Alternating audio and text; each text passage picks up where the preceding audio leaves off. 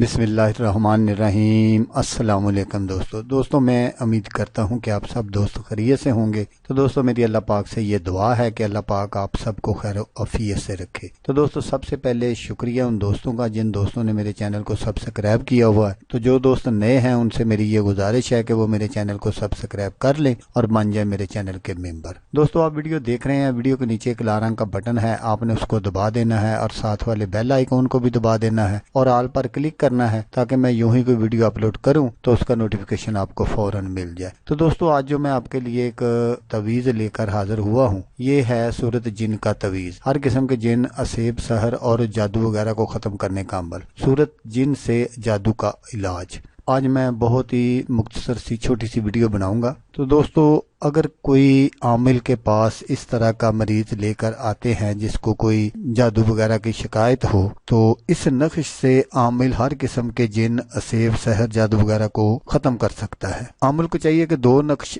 बिल्कुल इसी तरह के बनाए। नक्श मैं हमेशा की तरह आगे चलकर आपको स्क्रीन पर दिखाऊंगा। तो एक नक्श को लिखकर मरीज के गले में डालें।